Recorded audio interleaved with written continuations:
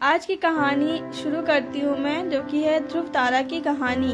राजा उत्तानपाद ब्रह्मा जी के पुत्र मनु के पुत्र थे। उनका विवाह एक बहुत ही सुंदर कन्या से हुआ था, जिनका नाम सुनीति था।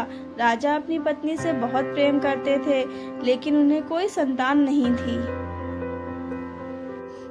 इसीलिए रानी ने राजा को दूसरा विवाह करने को कहा। राजा अपनी पत्नी से बहुत प्रेम करते थे, इसलिए उन्होंने मना कर दिया। कहा कि दूसरी पत्नी के आने से तुम्हारा स्थान कम हो जाएगा। जिस पर सुनीति ने कहा, मुझे आप पर विश्वास है, ऐसा नहीं होगा। राजा को सुनीति की हट मारनी पड़ी और उन्होंने दूसरा विवाह कर लिया।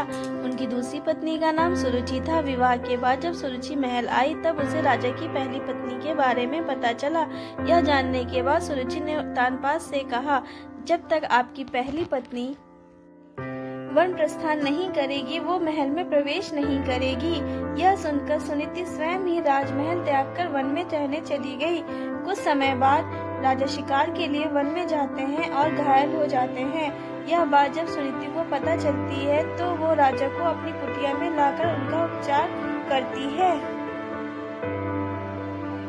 राजा कई दिनों तक अपनी पहली पत्नी के साथ रहते हैं। उस दौरान सुनीति गर्भवती हो जाती है और उन्हें पुत्र रत्न की प्राप्ति होती है। उनका नाम ध्रुव रखा जाता है, जिनके बारे में राजा को ज्ञात नहीं रहता।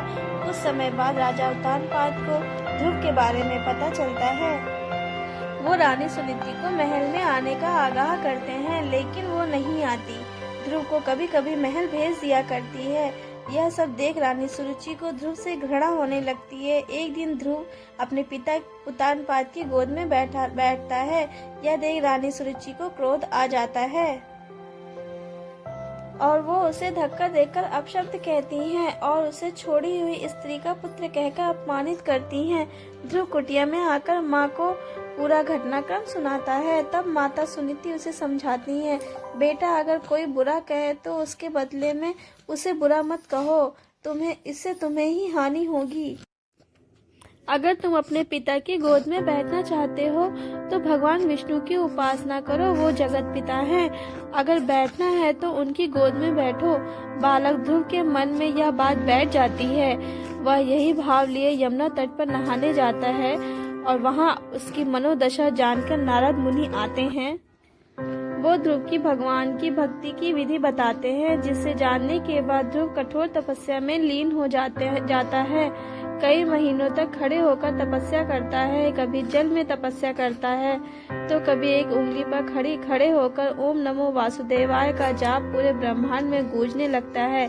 नन्हे से बालक की इस घोर तपस्या को देख भगवान उसे दर्शन देते हैं। बालक ध्रुव भाव विभोर हो उठता है, कहता है, मुझे माता पिता की गोद में बैठने नहीं देती। मेरी माँ कहती है कि आप इस सृष्टि के पिता हैं, अतः मुझे आपकी गोद में बैठना है। भगवान उसकी इच्छा पूरी करते हैं और उसे तारा बनने का आशीर्वाद देते हैं, जो कि सप्त ऋषियों से भी ज्यादा श्रेष्ठ होगा। उस दिन से आज तक आसमान में उत्तर दिशा की ओर ध्रुव तारा चमक रहा है। ध्रुव तारे की कहानी अगर आपको पसंद आई हो तो प्लीज कमेंट करिएगा और चैनल में नए हो तो चैनल को सब्सक्राइब जरूर करिएगा।